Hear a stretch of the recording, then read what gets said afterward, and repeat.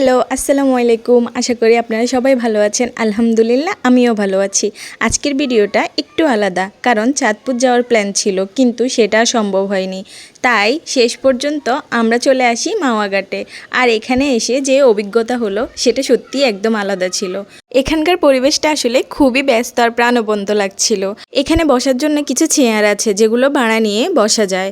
আর এই জায়গার সবচেয়ে সুন্দর জিনিস হলো এখান থেকে সরাসরি পদ্মা সেতুর ভিউ দেখা যায়। নদীর ওপারে বিশাল পদ্মা সেতু আর সামনে নদী, শান্ত পানির দৃশ্য সব মিলিয়ে একটা দারুণ অনুভূতি তৈরি হয়। কিছুক্ষণ এখানে বসে শুধু ভিউটাই উপভোগ করছিলাম। তারপর অন্যদিকে ছিল নানান ধরনের জিনিসপত্রের দোকান, যেখানে মাটির তৈরি জিনিস থেকে শুরু করে ঘর সাজানো বিভিন্ন আইটেম, কৃত্রিম ফুল, খেলনা, এমনকি নানান ধরনের হস্তশিল্পের জিনিসপত্রও পাওয়া যায়। মনে হচ্ছিল যেন একটা ছোট মেলায় চলে এসেছি। চারিদিকে মানুষের ভিড়, আসা যাওয়া, কেনাকাটা সব মিলিয়ে পরিবেশটা বেশ জীবন্ত ছিল। জায়গাটা মনে হচ্ছিল ছোট একটা মেলার মতো পরিবেশ, সবকিছুই একসাথে দেখা যাচ্ছে। মানুষজনও খুব ব্যস্ত, কেউ কিনছে, কেউ ঘুরে দেখছে, আবার কেউ ছবি তুলছে বা ভিডিও করছে। সাথে আমিও এখানে কিছু জিনিস দেখে নিচ্ছিলাম। এই কিউট ছোট ব্যাগগুলো কি দারুণ লাগছিল, তাই না? সাথে দেখছিলাম এখানে এই টিউলিপ ফুলগুলো। এখানে এই ফুলগুলো পার পিস 50 টাকা করে বিক্রি করে। আপনারা চাইলে এর কমে মার্কেটিং করেও নিতে পারেন। চারিদিকে এত ঘর সাজানোর এত সুন্দর সুন্দর জিনিস দেখে আমি তো পুরো পাগলে হয়ে গেছি। তারপর এখানে বাসার জন্য কিছু জিনিস দেখে নিচ্ছিলাম। পর আরও কিছু স্টল ঘুরে দেখি। এখানে হাতে বানানো নানান ধরনের জিনিসপত্র ছিল, যেমন মোড়া, ছোট ছোট ডেকোর আইটেম আর বিভিন্ন হস্তশিল্পের কাজ। সবচেয়ে আকর্ষণীয় ছিল কিছু ইসলামিক নাম লেখা জিনিসপত্র, যেমন আল্লাহু, মোহাম্মদ সাল্লাল্লাহু আলাইহি সাল্লাম সহ বিভিন্ন ধরনের সুন্দর ডিজাইন করা। কালার আর ডিজাইনগুলো সত্যি চোখে পড়ার মতো ছিল। এরপর আরও কিছু স্টলে দেখা যায় বিভিন্ন ধরনের শোপিস আর ক্যারেক্টার ডিজাইনের জিনিস, যেগুলো ঘর সাজানোর জন্য ব্যবহার করা হয়। সব মিলিয়ে পুরো জায়গাটা এক ধরনের ছোট ফেস্টিভ্যাল বা মেলার মতো পরিবেশ ছিল। তারপর এই তো সব স্টল আর দোকান ঘুরে দেখার পর আমরা এবার চলে যাই খাবারের দিকে, কারণ এত ঘোরাঘুরির পর স্বাভাবিকভাবে ক্ষুধা তো বেড়েই গিয়েছিল। তাই এবার প্ল্যান হলো ইলিশ মাছ কিনে খাওয়ার প্রস্তুতি নেওয়া। মাওয়া ঘাটে এসে ইলিশ মাছ না খেলে তো আসলে ভ্রমণটাই অসম্পূর্ণ হয়ে যায়। এরপর আমরা খাবারের দোকানগুলোর দিকে এগিয়ে যাই, যেখানে আমাদের আসল ফুড এক্সপিরিয়েন্স শুরু হতে যাচ্ছিল। এই তো চারদিকে অনেকগুলো দোকানের ভিড়ে একটা দোকান বেছে নিলাম ইলিশ মাছ কেনার জন্য। এই তো এরপর আমরা কিছু ইলিশ মাছ দেখলাম। সত্যি বলতে মাওয়া ঘাটে এসে ইলিশ মাছ না খেলে পুরো ট্রিপটাই অসম্পূর্ণ থেকে যায়।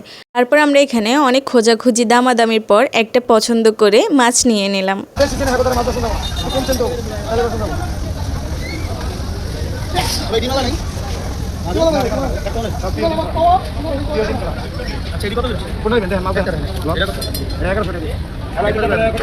অনেক দরদাম করে আমরা একটা মাছ কিনে নিই। এবার এটাকে কাটার পালা।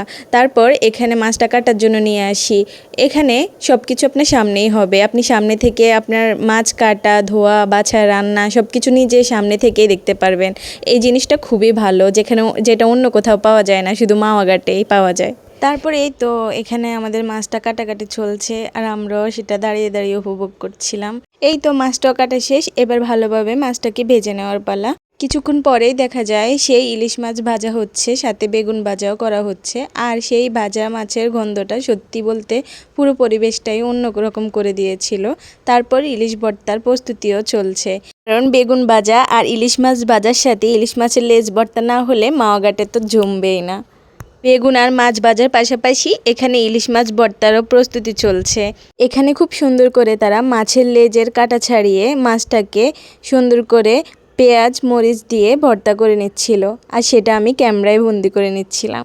এই তো তারপরে খুব সুন্দর করে সব কিছু দিয়ে একটু ইলিশ মাছের ভাজা তেল দিয়ে সুন্দর করে ভালোভাবে মাখাচাকা করে নিচ্ছিল ভর্তাটা তো ইয়াম্মি লাগছিল যে আমার দেখে খিদাটা আরও মনে হচ্ছিল বেড়ে গিয়েছিল। তারপর এই তো আমাদের গরম গরম ইলিশ মাছ ভাজা আর বেগুন ভাজা রেডি। তার সাথে সাথে ইলিশ মাছের লেজ ভর্তাটাও তৈরি হয়ে গিয়েছিল। এবার খাওয়ার পালা। এরপর আমরা চলে যাই একটা রেস্টুরেন্টের দোতলায়। এখান থেকে বাইরে নদীর ভিউটা এত সুন্দর আসছিল। একদিকে বিশাল পদ্মা সেতু আর অন্যদিকে নদীর স্রোত, তার সাথে গরম গরম ভাত আর ইলিশ মাছ ভাজা। আর কি লাগে বলুন? সত্যি বলতে এমন ভিউতে বসে খাওয়ার অনুভূতিটাই আলাদা। আমাদের টেবিলে তখন রাখা ছিল গরম ভাত, ডাল, বেগুন ভাজা, গরম ইলিশ মাছ ভাজা আর ইলিশ মাছের লেজ ভর্তা। এই তো আমি একে একে সবগুলো খাবার প্লেটে সাজিয়ে নিয়েছি, এবার খাওয়ার পালা। সত্যি বলতে একদিকে পদ্মা সেতুর বিশালতা আর অন্যদিকে গরম গরম মাছে ভাতে বাঙালি খাবার, সত্যি বিষয়টা উপভোগ করার মতো ছিল। এখানে ভালোভাবে ইলিশ মাছের ভাজার এক্সট্রা তেলটা দিয়ে বেগুন ভাজা দিয়ে প্রথম বাইটটা খেয়ে দেখলাম, আর সাথে শুকনো মরিচ দিয়ে খাবারটা সত্যি খুব মজার ছিল। আর ইলিশের লেজ ভর্তাটাও দারুণ হয়েছিল। এই তো খাবার শেষ করতে করতে আজকে আপনাদের থেকে বিদায় নিচ্ছি। যদিও আজকের যাত্রাটা চাঁদপুর দিয়ে শুরু হয়েছিল, কিন্তু শেষ পর্যন্ত মাওয়াঘাটেই আমরা দারুণ একটা অভিজ্ঞতা পেয়েছি।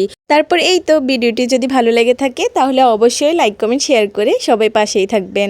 আর যারা ফেসবুক থেকে দেখছেন অবশ্যই ফলো করবেন, আর যারা ইউটিউব থেকে দেখছেন তারাও সাবস্ক্রাইব করে পাশে থাকবেন, ভুলবেন না কিন্তু।